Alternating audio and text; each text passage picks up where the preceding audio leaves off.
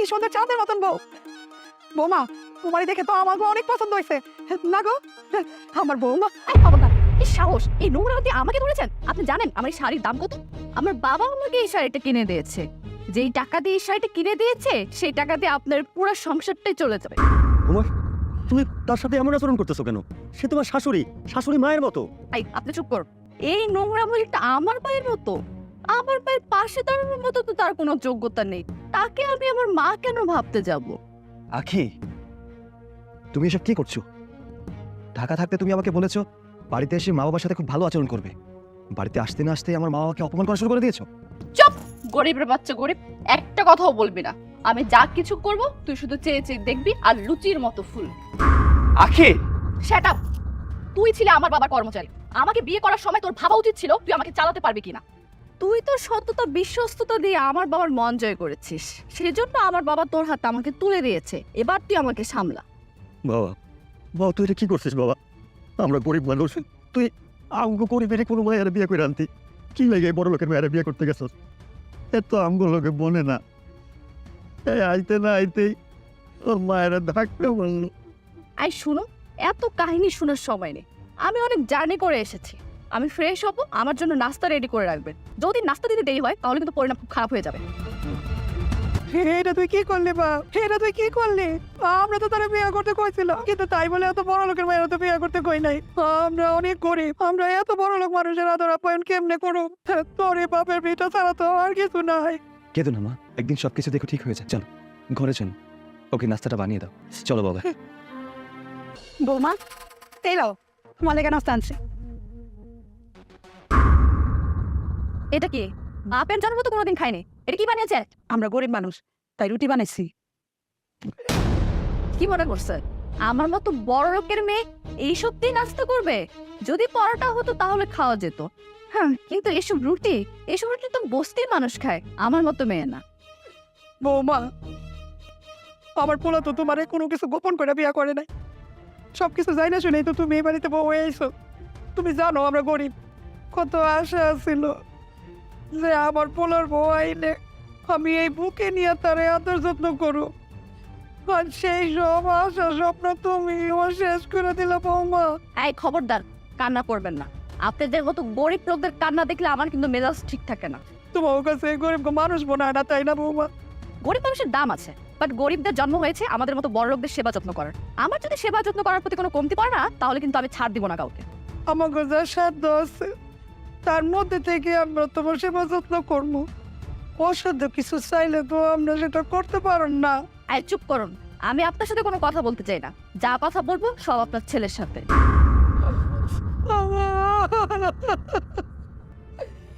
আল্লাহ গো, হে কেমন পোলার বউ আইলো আমার বাড়িতে।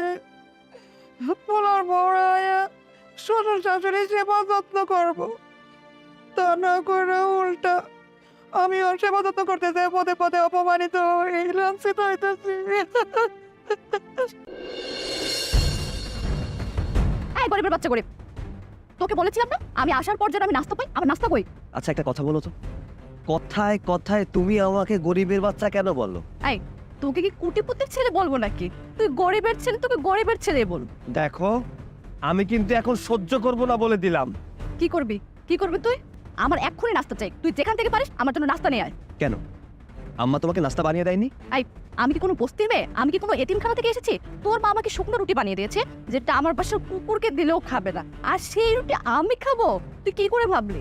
তোমার বড় লোক বাবার যতটা অহংকার তুমি দেখাও, এতটা অহংকার কিন্তু ভালো না বলে দিলাম। কি ভালো না? তোর মতো গরিবের ছেলেকে বিয়ে করেছি বলে তোর কথা মতো আমাকে চলতে হবে? এটা তুই কি করে ভাবলি? তুই আমার কথা মতো চলবি। ঠিক আছে, গ্রামের লোকজন এসব জানলে অনেক খারাপ ভাববে। আচ্ছা তুমি ভেতরে যাও, আমি খাবারের ব্যবস্থা করছি। তাড়াতাড়ি আসবি, আমি কিন্তু ক্ষুধা সহ্য করে থাকতে পারি না। যা।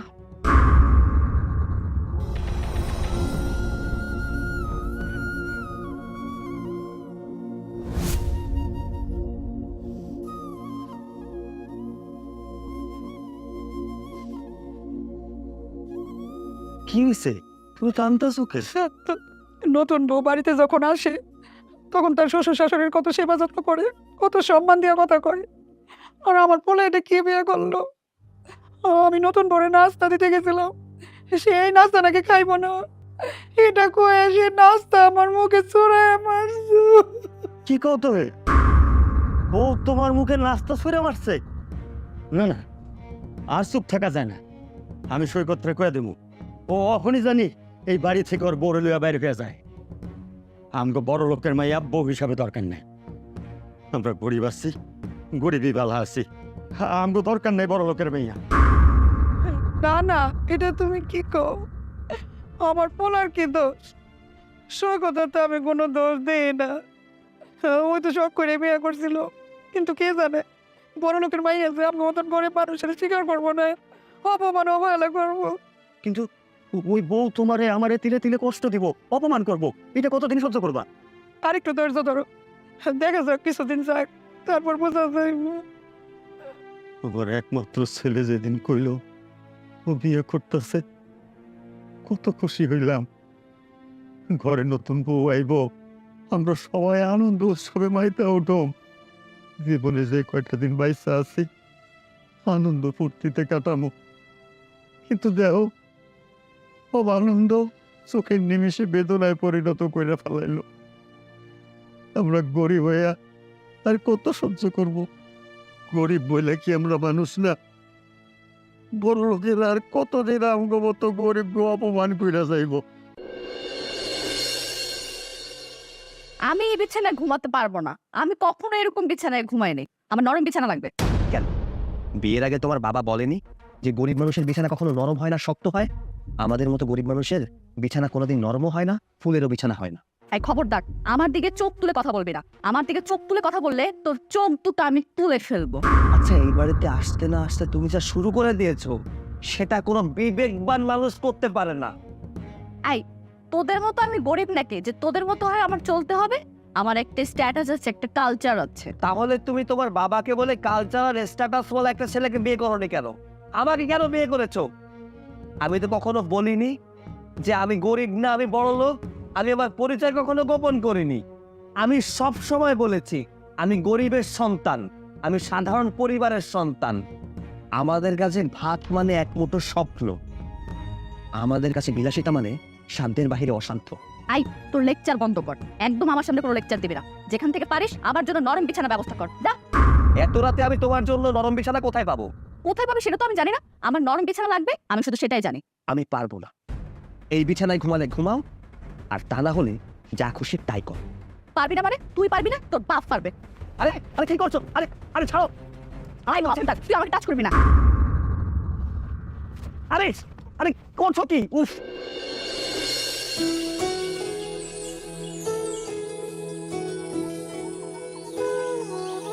এই বাড়ির বুড়াটা কোথায়? এই বুড়া, কোথায় তুই যায়? ছিল বৌমা, এটা কি ধরনের ব্যবহার? তুমি তোমার শ্বশুরকে বুড়া বলে ডাকতেছো? তোমার বাপ মা কি তোমাকে শিক্ষা দেয় নাই যে শ্বশুর বাড়িতে গিয়ে শ্বশুরকে কিভাবে সম্মান করতে হয়? এই বুড়া, তোদের মতো গরিবদের আবার সম্মান? হ্যাঁ, আমার তো বড় শখ হয়েছে না তোদের মতো গরিবকে বাবা মা বলে ডাকবো। তোদেরকে আব্বা মা বলে ডাকলে তো আমার মুখটাই নষ্ট হয়ে যাবে। বাহ বাবা বাবা, কি সুন্দর কথা। হ্যাঁ সত্যি তো, তুমি কোটিপতির মেয়ে, আমাদের মতো গরিবকে আব্বা আম্মা বলে ডাকলে তো তোমার মুখটা নষ্ট হয়ে যাবে। হ্যাঁ সত্যি, আসলে তোমার মতো বৌমাকে না পূজা করা উচিত। আই থামুন, কোনো কথা বলবেন না। এখন আমি যা বলবো তাই করবেন। এই নেন, আমার এই জুতোগুলো সেলাই করে আনুন। বৌমা, তুমি তোমার শ্বশুরকে জুতা সেলাই করে আনতে বলতেছো? এটা তোমার কি ধরনের মানবতা? তুমি তোমার বাবার বয়সী বৃদ্ধ মানুষকে দিয়ে জুতা সেলাই করে আনবে? এই বুড়া, ভালো করে বলছি, কথা কানে যায় না? এই ধর, আমার এই জুতোগুলো সেলাই করে আনবে। আমার মাথায় যদি রক্ত উঠে না, আমি কিন্তু পুরো বাড়ি তছনছ করে ফেলবো।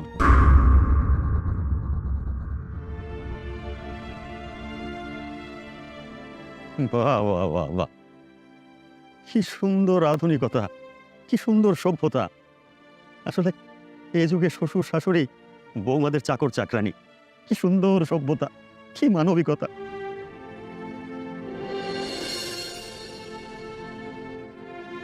চাচা, কি রে মা, কিছু কইবা? হ চাচা, শুনলাম কয়দিন আগে সৈকত নাকি ঢাকা থেকে বিয়া করে বউ নিয়ে আসছে। মা বিয়া করে বউ লই আইছে। আইতে নেই হাতে জুতা ধরে দিছে। সে করবো রে মা, সবই আমার কপালে লেখা আছিল। আমার পোলাটারে কত আদর করে বড় করলাম, ভাবছিলাম মনের মতো একটা বউ আমার ঘরে লো আমো, আই না আমার মায়ের অভাবটা পূরণ করুম, সেটা আমার কপালে লেখা নাই। আজ আমার এই বৌমা আমার হাতে জুতো ধরাই দিচ্ছে। এই জন্যই কইছিলাম চাচা, শহর থেকে বড় লোকের মেয়ে নাই না, গ্রাম থেকে গরিব ঘরের একটা মেয়ে বিয়া করিলে আজকের এই দিন দেখা লাগতো না। ঠিকই কইছস প্রেমন, সবই নিয়তি। আচ্ছা চাচা, থাকেন তাহলে আমি যাই।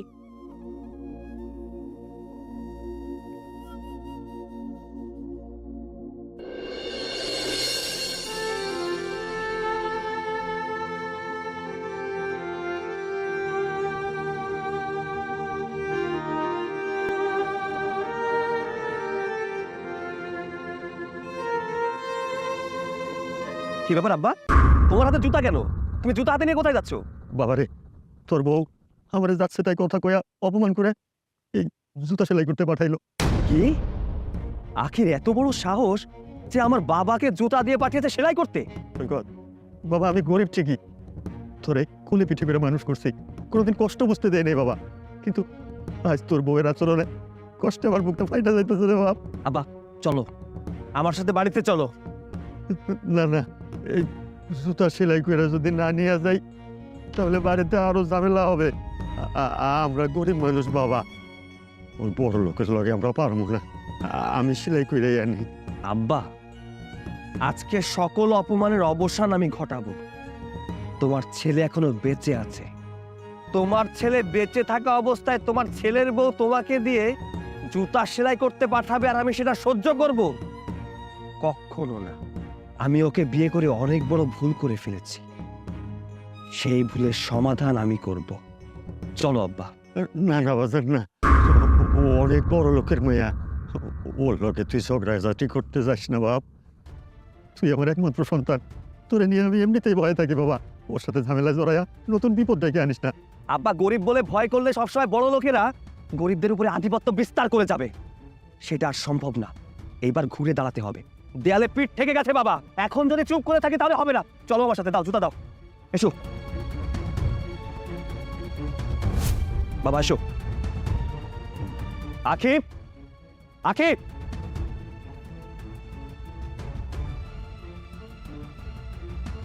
কি ব্যাপার? আমি না এই বুড়োটাকে আমার জুতো সেলাই করতে পাঠিয়েছি, তুমি ওটাকে নিয়ে এসেছো কেন? কখনো তো মানবতা সভ্যতা বলতে কিছু শেখোনি।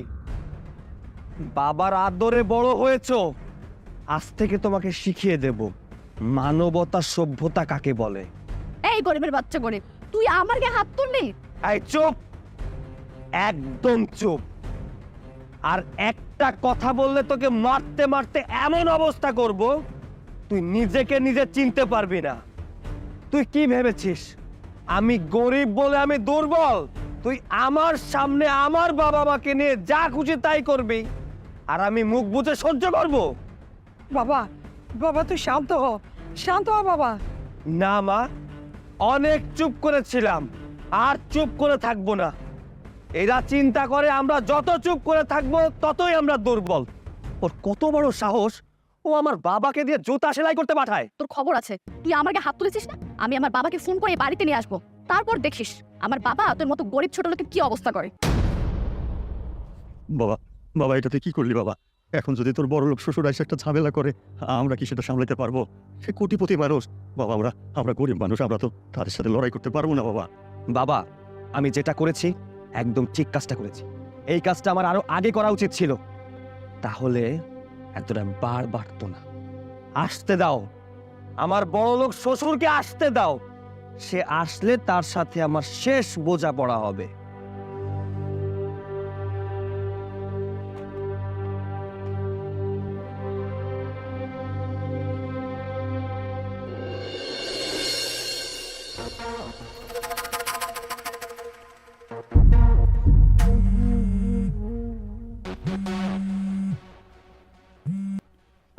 হ্যালো, হ্যালো বাবা, ওই গরিবের বাচ্চা গরিব আমার গালে থাপ্পড় দিয়েছে।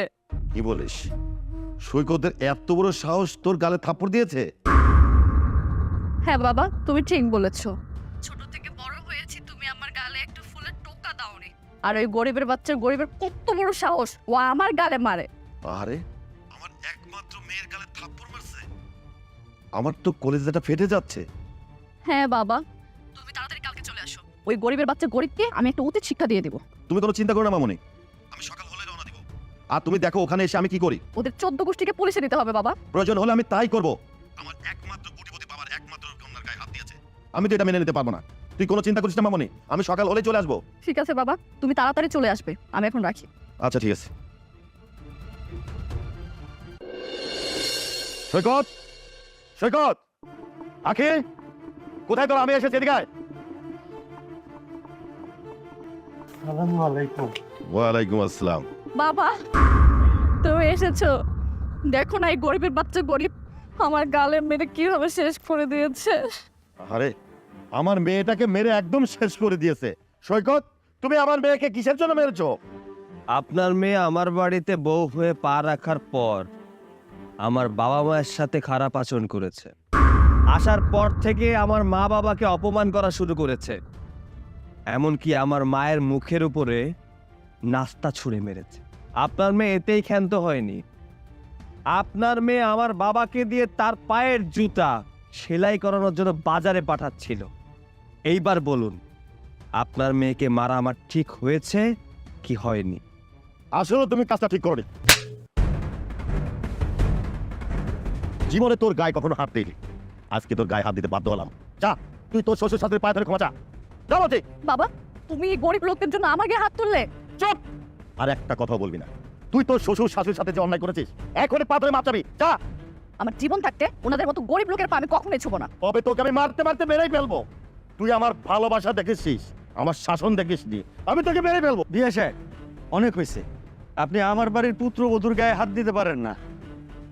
হবে এসে বৌমা ছোট মানুষ, সে ভুল করতেই পারে। হ্যাঁ, বৌমার গায়ে আপনি হাত দিবেন না। আমি এই বাড়িতে থাকবো না, এই গরিব লোকদের বাড়িতে আমি থাকবো না। আমি এক্ষুনি ঢাকা চলে যাব। ও কোথায় যাবে? ও এই বাড়ি ছাড়া কোথাও যেতে পারবে না। বিএন সাহেব, বিআই সাহেব, আমার মেয়ে আপনাদের সাথে অনেক অন্যায় করেছে। আমার মেয়ের পক্ষ থেকে আমি আপনাদের কাছে ক্ষমা চাচ্ছি। না না বিয়ে সাহেব, হ্যাঁ আপনি কত বড় লোক, আপনার মেয়ে কত আদর যত্নে বড় হয়েছে। হ্যাঁ, আমরা তো তারে সেই আদর যত্ন আপ্যায়ন দিতে পারি না, তাই সে মানে নিতে পারতেছে না। আপনি আসেন, ভিতরে আসেন।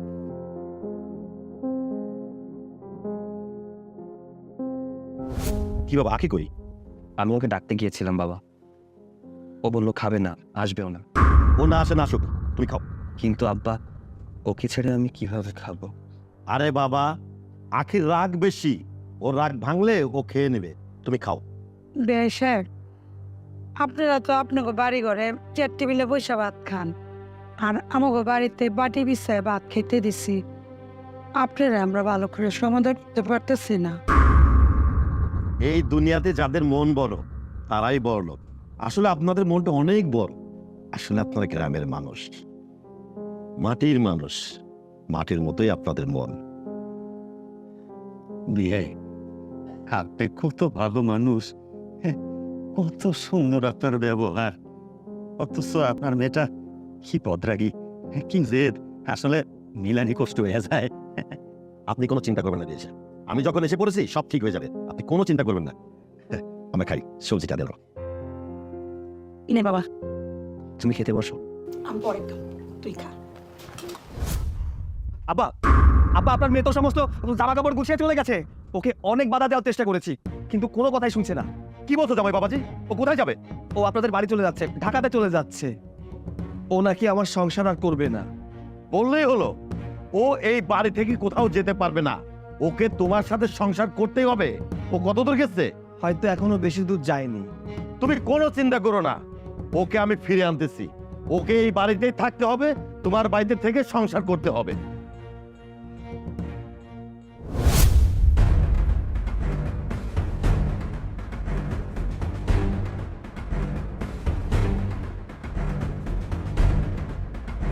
আখি, আখি দাঁড়াও, আছে কোথায় যাচ্ছিস মা? আমাকে যেতে দাও বাবা, আমি আর ওই গরিবের সাথে সংসার করব না। আমি ওই বাড়িতেও যেতে চাই না, ওর সাথে সংসারও করতে চাই না। তোর ওই গরিবের সঙ্গেই থাকতে হবে, গরিবের সঙ্গে সংসার করতে হবে। এতদিন বড়লোক বাবার বাড়িতে অনেক সুখ শান্তি ভোগ করেছিস, এবার বুঝে নে বাস্তব জীবনটা কতটা কঠিন। বাবা তুমি এই কথা বলতে পারলে? কেন বলতে পারবো না? তুই এই বাড়িতে আসার পরে তোর শ্বশুর শাশুড়ি তোর স্বামী তোর কখনো কিছু বলেনি। তোর স্বামী রাগের মাথায় তোর একটা থাপ্পড় মেরেছে, যার কারণে তুই আমাকে ফোন দিয়েছিলি। আমি এসেছি, এসে যা শুনলাম যা দেখলাম আমি তোর কাছ থেকে কখনো আশা করিনি। তুমি যাই বলো না কেন বাবা, আমি আর ওই বাড়িতে ফিরে যাব না। তোকে ওই বাড়ি ফিরে যেতেই হবে, ওই ছেলের সাথে তোকে সংসার করতে হবে। বাবা তুমি আমার পথ ছেড়ে দাও, আমি ওই বাড়িতে যাব না। চল আমার সাথে, তোকে ওই বাড়িতে যেতে হবে। আমি যদি ওই বাড়িতে যাই তাহলে আমি সুসাইড করব। সেটাও ভালো, তবুও তোকে যেতে হবে। প্রয়োজন হলে তো লাশ নিয়ে যাব, তারপর তো জীবিত নিয়ে যাব না। আয় আমার সাথে, আমি যাব না বাবা। আয় আমার সাথে। না ছাড়ো। সৈকত, সৈকত, সৈকত।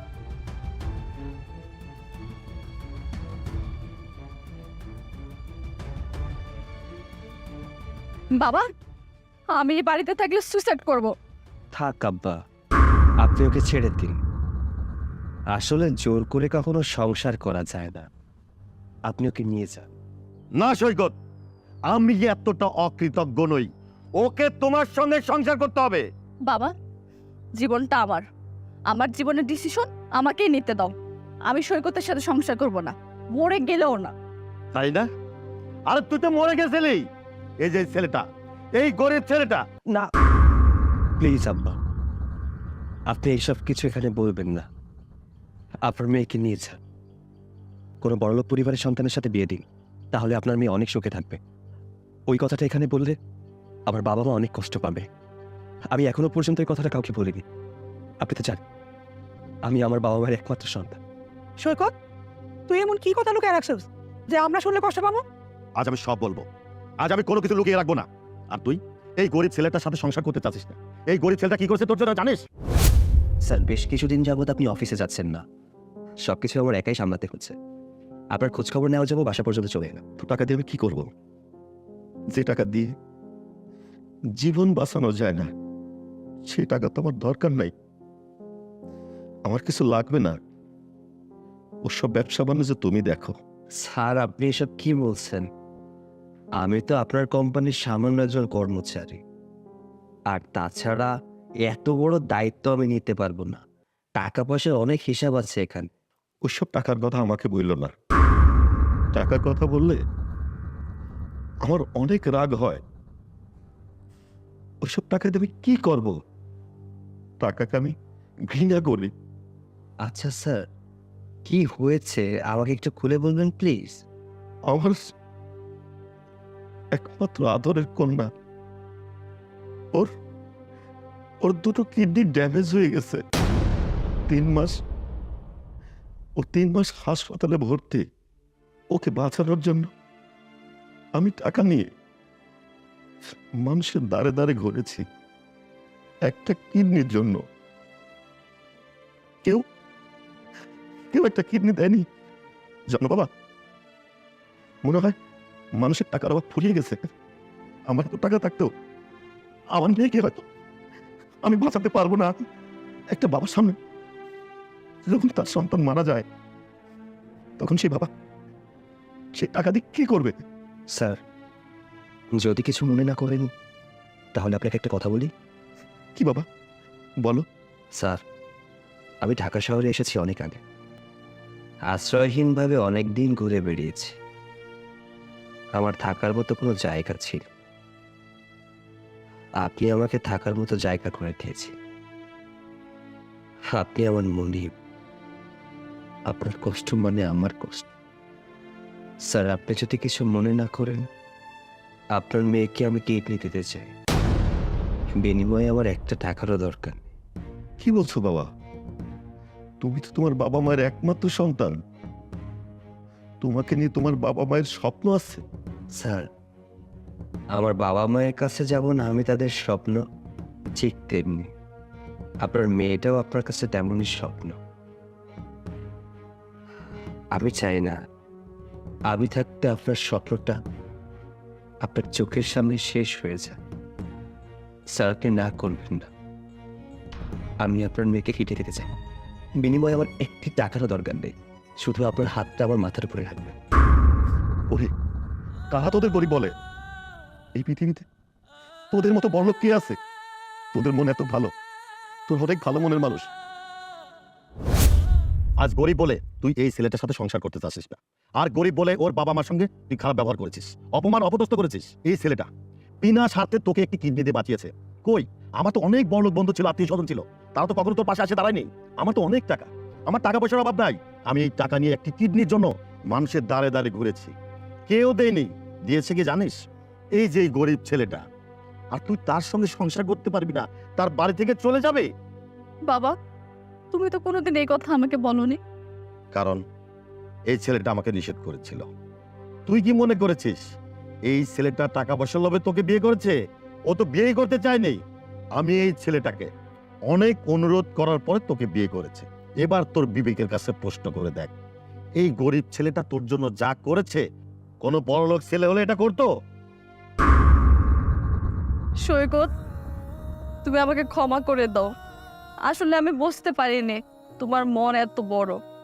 আমি তোমার সাথে, তোমার বাবা মায়ের সাথে অনেক খারাপ ব্যবহার করেছি। আমি এই সংসার ছেড়ে কোথাও যাব না। তোমরা আমাকে ক্ষমা করে দাও। মা, বাবা, আপনি আমাকে ক্ষমা করে দেন। আমি এই গরিব ছেলের বউ হয়ে বাড়িতে থাকতে চাই। ওঠো বৌমা, উঠো বৌমা। আমরা তো তোমারে ক্ষমা করে দিছি। তুমি তো বড় লোকের মাইয়া, বড় লোক পরিবেশে মানুষ হইছ। প্রায় আমাগো এই গরিব পরিবেশে নিজেরে মিলাইতে পারতেছ না। আসলে দোষ তোমার না, দোষ আমাগো। আমাগো গরিব হওয়াটা অনেক বড় দোষ। না না আম্মা, আজ আমি সব বুঝতে পারছি। আমাকে আর লজ্জা দিবেন না। আব্বা, আম্মা, অতীতের সব কথা ভুলে গিয়ে নিজের মেয়ে মনে করে ওকে তোমরা সবাই ক্ষমা করে দাও। একটু বুকে টেনে নাও না। আমরা কিছুই মনে করি নাই। এত সুন্দর পুত্রবধূ, এর যত অপরাধী করুক আমাদের কাছে কোনো অপরাধ না। আর তাছাড়া সন্তানের কি অপরাধ থাকে বাপ মায়ের কাছে? আসো বৌমা, আজ থেকে তুমি এই গরিব পরিবারের পোলার বউ হয়ে এই বাড়িতেই থাকবা। আসো মা, বুকে আসো।